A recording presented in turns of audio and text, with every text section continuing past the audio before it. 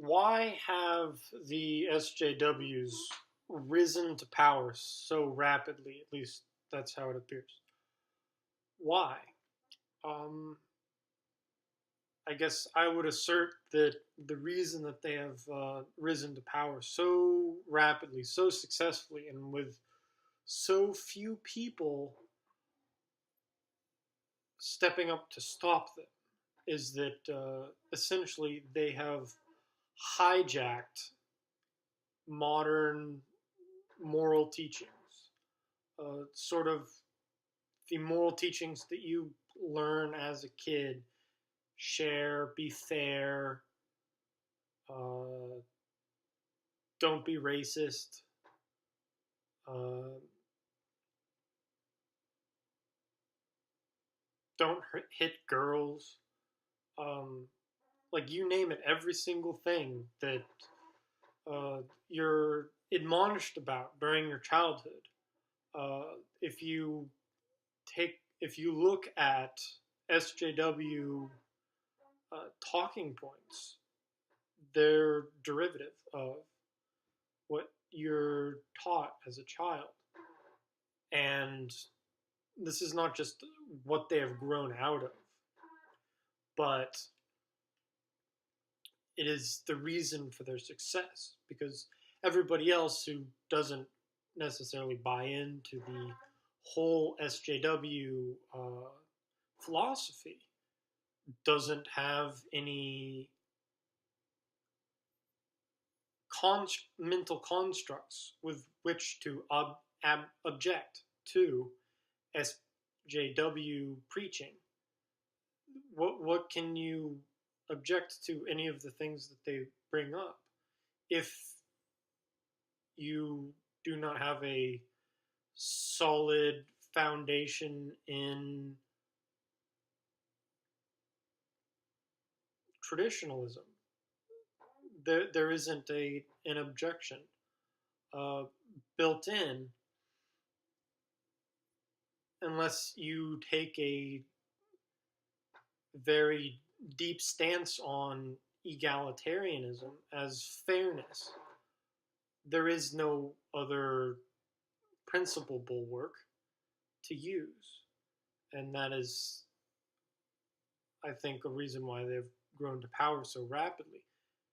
Many people, I expect, feel that there's something wrong with what they're doing, but they do not have the mental constructs to oppose it.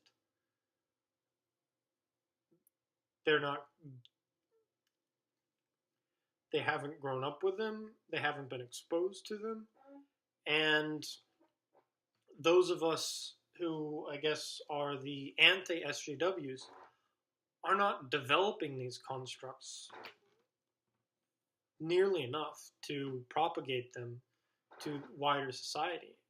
It is very important, I think, for the anti-SJW movement to begin building intellectual constructs with which to oppose SJWism,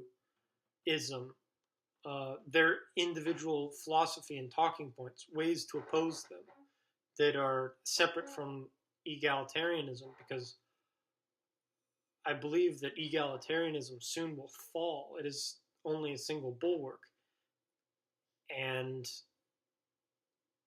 it's untenable. You cannot apply egalitarian principles to wider society without massive disparities, because people are unequal.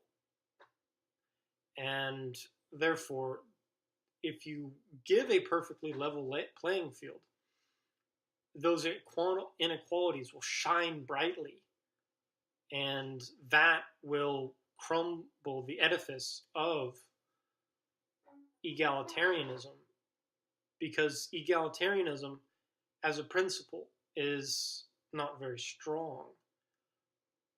It is a very good moral principle for starting point, but it is not very strong because it is not built upon itself. It is built on something deeper. That deeper thing is the emotional drive for fairness, which is very clearly shown by research to be something that is present in all apes. If you have two apes in two different cages, you give one a grape, one a banana. The one who was given the grape will chatter and ring the bars and become agitated because that ape knows that he was not given a fair share of food. And so egalitarianism may be fine as a principle, but it cannot actually be a bulwark of society. You cannot, if you do not have reasonably equal outcomes, which you will not have in an egalitarian society where everybody starts the same, then you will lack a moral standing for the majority of people. People will reject it. They will seek equality of outcome because that is what the reflex of fairness, the emotional reflex of fairness, wants.